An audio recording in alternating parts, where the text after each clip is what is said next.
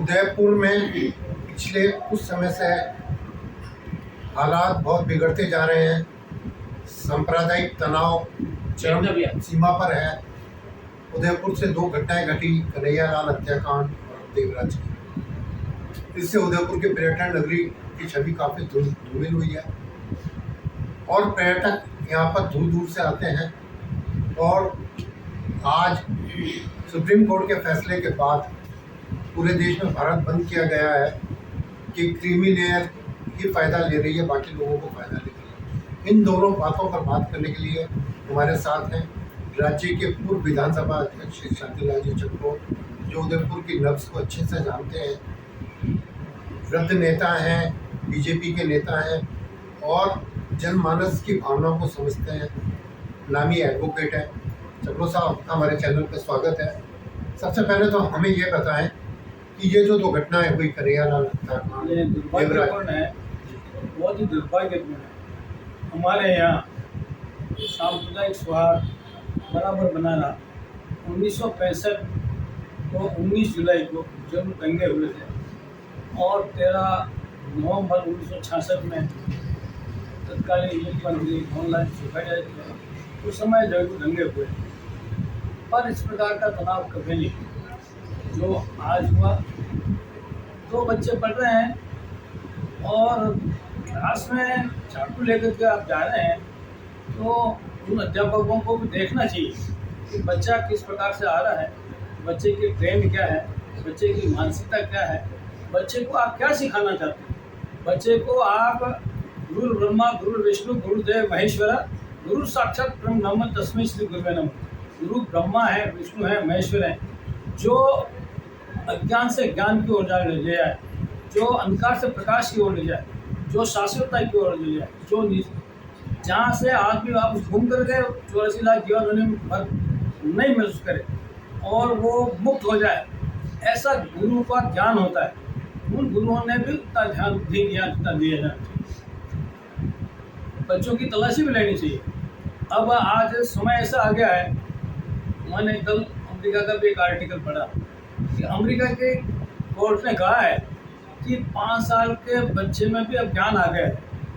हमारे यहाँ पे सुप्रीम कोर्ट ने कहा है कि आप बालिग जो है वो पहले क्या होता है 18 साल में हम बालिग करते हैं, पर मैंने कल आईपीसी में भी देखा था और अंग्रेजों ने वो कहा कि नहीं, 12 साल के बच्चे को भी आप बालिग समझो, क्योंकि वो अब सब समझने लग गए।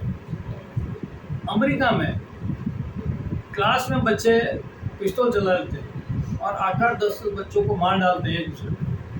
ये एक इस तरीके का एक वातावरण सारे संसार में हो रहा है, केवल भारत उससे अछूता हो ऐसा नहीं है। फिर क्या है कि ये जो टीवी का मामला है या जो इस तरीके से मोबाइल पे सोशल मीडिया है, इस तरीके का जो काम चल रहा है, उससे भी हमारे देश को नुकसान हो रहा है। बच्चों को सारे दिन ये सोशल मीडिया देखना, सारे दिन ये मोबाइल देखना, इसी में उनका समय व्यतीत हो जाता है, पढ़ाई में उसका ध्यान नहीं रहता। ये जो सांप्रदायिक सौहार्द बिगड़ा है हमारे यहाँ, ये दुर्भाग्यपूर्ण है, ये नहीं होना चाहिए। उदयपुर को बहुत ज़्यादा नुकसान हुआ। उदयपुर को नहीं, सारे देश में, हिंदुस्तान में लोग आना चाहते हैं। दूसरे देशों में अशांति है और यदि हम ही अशांत हो जाएंगे तो दूसरे देशों को शांति का पाठ कौन बढ़ाएगा? विश्व मारे संसार को श्रेष्ठ बनाने का हमारा लक्ष्य है कि संसार को हम श्रेष्ठ बनाएंगे। वो बात धूमिल हो जाएगी यदि हिंदुस्तान कमज़ोर हो गया और इस तरीके की आपदा भी चलती रही, तो निश्चित रूप से हमारा बहुत ज़्यादा असर पड़ेगा। इसलिए भी हमारे बच्चों को ध्यान, विवेक बढ़ना चाहिए। विद्या ददाति विनय, विनयात पात्रता। विद्या विनय को देती है और विनय के बाद पात्रता आनी चाहिए। आम का वृक्ष पर जब आम के वृक्ष पर आम लग जाते हैं वो झुक जाता है, पर विद्या आने के बाद 16 क्लास पढ़ने के बाद, पूरी एजुकेशन लेने के बाद यदि आप में नम्रता नहीं आई तो आप किस काम के?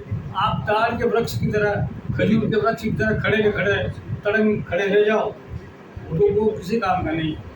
मगर चक्रोट साहब जो हालात बन रहे हैं विश्व में, बांग्लादेश में हिंदुओं के साथ जो कुछ हो रहा है, पाकिस्तान में जो कुछ हो रहा है, नेपाल में जो कुछ हो रहा है, या अन्य देशों में जो हिंदुओं के साथ हुआ, अफगानिस्तान में जो कुछ हुआ, सिमटते आज स्थिति यहाँ तक आ गई है।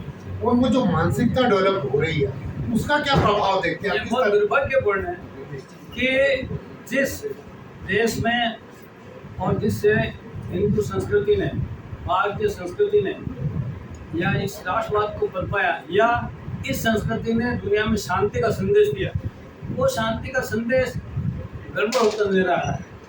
ये शांति का संदेश भारत ही दे सकता है। भारत में यदि अशांति हो गई तो फिर दुनिया में शांति का कहीं नाम लेने वाला भी नहीं मिले। इसलिए भी इस देश की मजबूती आवश्यक है। मजबूत सरकार, मजबूत नियंत्रक, मजबूत कार्यक्रम आवश्यक है इस देश को बनाने के लिए, और दुनिया में शांति का संदेश देने के लिए भी आवश्यक है कि हम मजबूत बने पड़े। नहीं, मगर जो हालात ये बहुत दुर्भाग्य है, बहुत दुर्भाग्य है। हाँ, सांप्रदायिक तनाव की जो स्थिति हो गया, दुर्भाग्यपूर्ण। अब आज भारत में हिंदू अपने आप को असुरक्षित महसूस कर रहा है, जिस तरह का वातावरण विश्व में बन रहा है, वो उसको लेकर के क्या वो इसीलिए बन रहा है कि हमने लोगों पर अंकुश नहीं रखा। कोई भी धर्म यह नहीं कहता है कि आप हिंसा करो, पर कुछ लोग हिंसा पर उत्तर हो जाते हैं। उनको कर्म किया जाना चाहिए और उनके लिए अलग से कोई इस प्रकार की विधान निकालनी चाहिए जिससे कि उनको सजा मिले। कल हम वो बच्चों की ब्लैकमेल का एक निर्णय आया अजमेर का, यानी कम से कम 100 लड़कियों के साथ रेप हुआ 32 साल पहले। बहुत ज़्यादा। मैं जब मिनिस्टर था तब की बात है, और भैरव सिंह शेखावत मिनिस्टर थे। उसके बाद उसका केस चलते कल उन लोगों को सजाएं हुई। ये बहुत दुर्भाग्यपूर्ण है कि इतने दिन के बाद सजा हुई, पर क्या अच्छी सजा हुई। उम्र कैद भी हुई, 6 को उम्र कैद हुई, 9 को पहले भी हुई, एक भगा फिर रहा है। पर इस तरीके का हमारे यहाँ, जहाँ नारी को बहुत सम्मान देते हैं, यत्र नारी उसको पूजन के रमते तत्र देवता, जहाँ नारियों की पूजा होती है और देवता निवास करते हैं। नारी का रूप है हमारी लक्ष्मी, नारी का रूप है सरस्वती, नारी का रूप है दुर्गा। हम इन देवियों को मानते हैं, ताकत मानते हैं उसकी, पर उसको फॉलो नहीं कर पा रहे हैं। इस संस्कृति में रचा पचा होने के कारण हमको इस बात को आगे बढ़ाना पड़ेगा कि जहाँ नारियों का सम्मान नहीं, वो किसी काम का नहीं देश। यानी अपनी बच्ची है वो भी उसको माँ का दर्जा दो आप, तब जा करके। और आपकी निगाह नहीं उठनी चाहिए किसी लड़की को, शर्म आनी चाहिए कि आप किसी लड़की की तरफ देख रहे हो। क्यों देख रहे हो आप? क्या काम है आपको इससे? क्या काम है आपको आपकी बच्ची को भी अपनी माँ का रूप देना चाहिए, तब जाकर के देश सुधरेगा, और उसके लिए कठोर कार्रवाई होनी चाहिए। चपलो साहब, आप एक एडवोकेट हैं, इतने लंबे समय आपकी एडवोकेसी आपने की है। आज जो कानून है, जैसे SC/ST कानून है, महिला कानून है या कोई कानून, उनमें क्या कमियां हैं कि लोग उनका दुरुपयोग कर रहे हैं और कानून से बच के निकल रहे हैं? कानून रक्षा के लिए होता है, न कि उसका दुरुपयोग करने के लिए होता है। उसको आप कैसे देखते हैं? बना हुआ है, कानून में कोई गड़बड़ नहीं है, पुलिस फेलियर है। पर नहीं, पुलिस का भी नहीं है, पर ये जो मीडिया का जिस तरीके से चलता है, सोशल मीडिया, इसमें गड़बड़ है। और हम लोग, क्योंकि धार्मिक शिक्षा हमारी पुअर है, संस्कार हमारे पुअर है। घर पे माँ बाप नहीं पूछते कि बच्चा तू कहाँ गया, क्या किया तुमने दिन भर, टेल में क्या पढ़ाई की तुमने, क्या तुमको संस्कृति के बारे में ज्ञान है? राम जी कौन हुए, कृष्ण कौन हुए, महाभारत क्या हुआ, रामायण क्या हुई, फलाना क्या हुआ, हमारे शास्त्र क्या है, ऋग्वेद क्या है, यजुर्वेद क्या है, सामवेद क्या है, असव वेद क्या है, इनके बारे में, हमारी संस्कृति के बारे में उनको ज्ञान ही नहीं किसी को। हम दूसरों की बात क्यों करें? घर में इस प्रकार का हो रहा है, इसीलिए ये ज़्यादा हो रहा है। यदि आपको अपनी संस्कृति का ज्ञान हो जाएगा, कभी आप इस तरह से दुराचार नहीं कर सकते, कतई नहीं कर सकते। चपलो साहब, अभी जो आपने अजमेर कांड की बात की या कन्हैया हत्याकांड हुआ, उनको इतना लंबा समय न्यायालय में लग रहा है, तो उसके अंदर कोई ना कोई तो ऐसे लोग हैं या एडवोकेट्स हैं जो उनकी पैरवी कर रहे हैं और उस कांड को लंबा खींच रहे हैं। क्यों ऐसे अपराधियों को इतना लंबा समय नहीं होना चाहिए, ये बात सही है, क्योंकि जस्टिस डिनाई का सिद्धांत है। फिर भी इतने लंबे समय तक अगर वो इसलिए हो रहा है कि हमारी CRPC, IPC और एविडेंस है, उसमें इस प्रकार के प्रावधान हैं जो कभी कोई दरख्वास्त लगा दी, अब मजिस्ट्रेट की या हाकिम की या डीजे की या एडीजे की, जो भी जिसके सामने ट्रायल चल रही है, उसको उसका एप्लीकेशन का कुछ तो निशान करना ही है और उसमें डिले हो जाती है। और यदि आप उसका जवाब नहीं देने देते हो, नहीं करने देते हो, लोग कहेंगे लो साहब हमारे साथ जानती हो रही है, ये एक अलग है। इसलिए भी अभी सीआरपीसी में, आईपीसी में और एविडेंस एक्ट में अभी जो नया बनाया है, उसके अनुसार थोड़ा यदि चलेंगे तो एक्सपीडिटली हो सकता है। सर, आज पूरे देश में हड़ताल हो रही है सुप्रीम कोर्ट के फैसले के खिलाफ। आप एक एडवोकेट हैं, राजनेता हैं, विधानसभा अध्यक्ष रहे हैं, सांसद रहे हैं, विधायक रहे हैं, मंत्री रहे हैं। समाज का एक वर्ग ही लगातार लाभ लेता जा रहा है आरक्षण का। ये बात तो सही है। जो पहले हमारा जो सिद्धांत था वो भी यही था कि एक बार किसी को लाभ मिल गया है तो फिर उसको उसकी इसका आरक्षण नहीं देना चाहिए। और सुप्रीम कोर्ट ने यही कहा है कि एक आदमी का बेटा कलेक्टर बन गया है और कलेक्टर का बच्चा ही वापस कलेक्टर बनता जाएगा, वो चपरासी का बच्चा बेचारा कभी आगे आ ही नहीं पाएगा।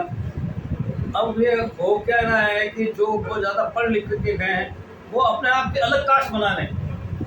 शेड्यूल कास्ट, शेड्यूल ट्राइब में भी अलग कास्ट बन गई है, उनकी जाति अलग बन गई, उनका रहन सहन का तौर तरीका बदल गया है। मैं एक ऐसे मतलब किसी का नाम नहीं लूँगा, ऐसे शख्स को जानता हूँ जिन्होंने ये कहा ये कौन है, तो फिर चपरासी मेरे पिताजी को चपरासी बता दिया। कौन? वो लड़का है, ये सुन गया। तो फिर उस पिता को ये लगा, मैं नाम नहीं लूँगा किसी का, पिता को लगा लो मेरे को ये कहा। ये हमारी मूलभूत जो गड़बड़ है वो ये है कि हमने अपने आप को अलग मानना चालू कर दिया। अभी भी ताराचंद की प्रेस कॉन्फ्रेंस थी पूर्व मुझे कलेक्टर पता की, नहीं कि उन्होंने ये कहा हाँ।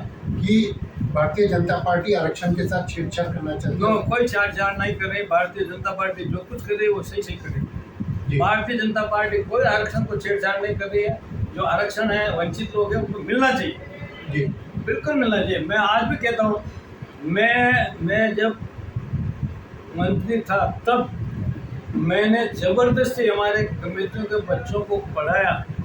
बच्चे हमारे 55,000 होंगे बावली में, कमेटी की जनसंख्या आज तो 65,000 है पूरे बेलदा से ही।